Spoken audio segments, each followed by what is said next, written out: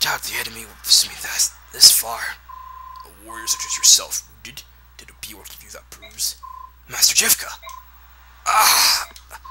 The king told me to come and check on you. Don't move. You're plenty banged up, but nothing appears to be broken. There's one among the Daein army whose power is overwhelming. To move with such speed with all that armor. I tell you, it's not right. And now the king's forced to use you, a shadow warrior, check up on me. Our ministers are as obstinate as ever. Shadow warrior? No matter what happens, they will not approve of an alliance with the PoR. Nothing can be done about that. Every one of the older retainers of memories of laguz subordination, even the king. If Princess Lydia were not King Ramon's orphan, I doubt he would be willing to aid her. Perhaps you're right. At any rate, the princess and the others are now safely at sea. And the watchdog? No signs of carelessness, I presume. Of course not. Even the elders will bend their ears to hear what that one says. That one is special, after all. And how do you see this? Princess Lydia's drive for the reconstruction of Crimea. Does she have a chance? Who can say? Which way the wheel turns depends on Ike and his mercenaries. Success and failure are but a hair removed. So this company, which has done nothing but flee, controls the fate of the kingdom. That's a dangerous gamble, isn't it? All gambles are dangerous, Master Giffca. Oh, excuse me. But no mistake about it. Daein's next target is Gallia. We must go home and prepare. Ooh, shady dealings. Princess Crimea, did she board the ship to Begnion with the remainder of Gawain's mercenaries? Yes. The hindrance that was Gawain is dead. The location of the medallion will soon be known. So this is King Ashnard, I'm assuming. Has our worm worked itself into the group? It appears that our worm has been accepted as a trusted member of the company. All is going as planned. Now we let them swim as they please. There is one thing. I met someone unexpected at the harbor. Who?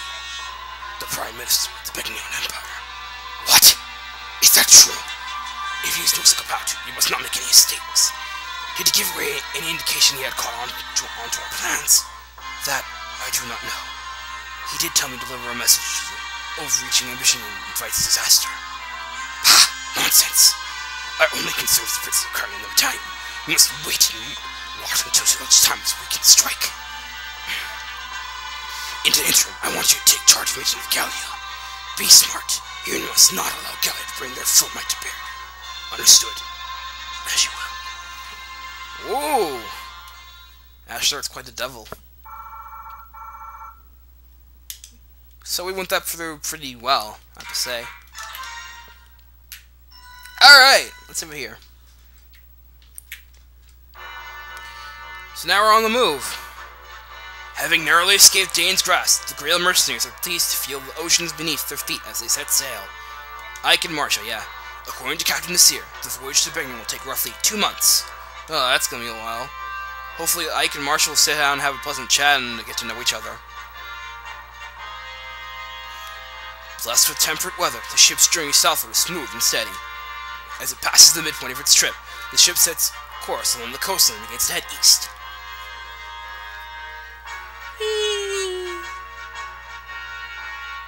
The east seems belong to Phoenicis and Kilvis, the kingdoms of the bird tribes. There they are.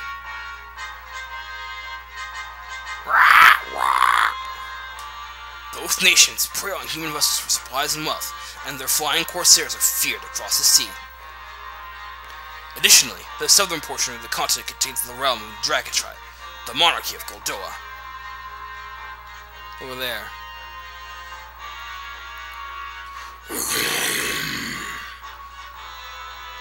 This country has remained isolated since its founding centuries past, preserving its closed culture behind a veil of mystery. It is these laguz-controlled waters that Ike and company must now cross.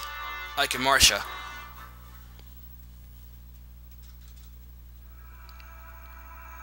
Chapter 12. A Strange Land. They actually reused this name later in the game, Strange Lands, in Chapter 25. Ike? What's bothering you? You've been moping around ever since we came aboard. I'm just a little seasick. Seasick? You're such a bad liar. You never even get regular sick. You're not the type to get You're not entitled to get seasick. LOL! Really, it's nothing. Come on, talk to me. You've been doing so much lately. I just want the chance to help you for a change. Alright. I'll tell you what's been bothering me. It's that incident back in Toha. Go on. When everyone discovered that Ranulf was a laguz, all those people, they changed just like that. Up until that instant, they'd seemed like such kind and decent people. I had no idea PoR prejudice against the laguz was so strong. Why do they hate him so much? How are we so different, Ranulf and I? I have to say, at first, I was scared too. When I saw that you could change, they can do things that we PoR can't do. They don't like us. Miss, you can't honestly feel... It's different now. Everyone's so very nice. But, that's because of all the time we spent together. I've seen how they are. I've gotten to know them. That's why I've changed. I'm not scared or nervous around them, but other people don't get that chance. I think that's why they're frightened. Maybe you're right. Maybe people like me are the odd ones. Maybe you will accept others as they are. I wish more people were like that. No one really wants to fight, do they? Doesn't everyone want peace? Everybody, love and peace! I guess it's just hard to put all those fears behind us. You're right. It is very hard. Nasir! What's the big idea eavesdropping on something like that? Naughty, tricksy elf. How do you find sailing? Have you gotten sick at all? We're fine. But answer a question for me, would you? Why are you here? Why do you associate with the laguz? Why? Because of the obvious financial benefits, I suppose. I do so because I am one. Dun-dun-dun! What? No, you're not a laguz. I don't see any tail or anything.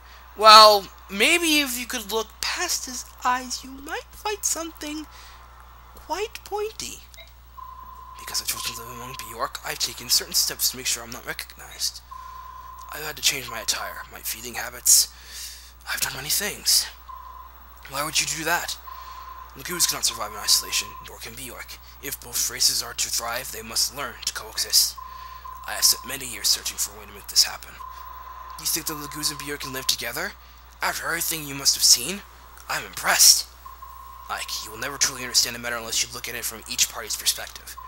As you say, the laguz are indeed now persecuted with the PoR, but long ago, these roles were reversed. Whatever happened in the past does not justify what we do to the laguz now. That is the thinking of an honest man. Keep things simple and pure. I like that. Still, the strength of your conviction comes from your youth and your innocence. Trust me, it will be tested. When your journey is over, how will you be changed? I pray your conviction is not lost to despair. Talking to you is hard work. Ha! Someday, you'll understand. For now, my role is simply to deliver you safely to Begnion. Ranulf has paid me quite handsomely with money from the King of Daein himself, and I will not let him down. We're out of our element here at sea, so you all have to depend on. Thank you for your help. I'll do what I am able. Huh. Nasir's so cool. Ike, here's a summary of our last battle. So, we didn't gain anything out of it, and we spent quite a bit. MVP was, of course, Marcia. There were no casualties, and no one suffered permanent injury. We fought excellently. That's all I have to report, if you'll excuse me. Thanks, Soren. So now we're at Chapter 12. Hoorah. One in this conversation here. Ah, Ike, grab that boy! What's going on? No more waiting for you. Nasir, who is this? A stowaway. I gather you boarded the ship at Toha. What are you doing here? Why did you sneak aboard the ship? You want to talk? In that case. Ow! Ow! Ike, there's no need to be so rough. I'm not going to waste my time playing games with this urchin. You want me to let you go? Open your mouth and start talking. Ah! Quit it! I'll talk! That hurt! I thought you were gonna break my face! Well, what's your name? What are you doing out here? I'm Sothe. I'm a thief, but I didn't come on board the ship to steal anything. Stop scowling at me like that! You're making me uncomfortable! It's not just you. Ike always looks like that. Don't mind him. Just keep talking. I'm looking for someone. I heard this ship was sailing for Begnion, so I decided to climb aboard. This person you're after is in Begnion? I don't know. The trail went cold in Toha, and I couldn't think of anywhere else to go from there. Is it family? Huh? The person you're looking for. Yeah, I mean, we're not related by blood or anything, but we're definitely family. Come on. Alright. Nasir, my mercenary company will look after this boy. He won't be a burden to you or your crew. If that is what you want to do, it's fine with me. Are you sure? You're going to be put to work. I hope you're prepared. No, you're not. Sure, no problem. I'll do whatever you need.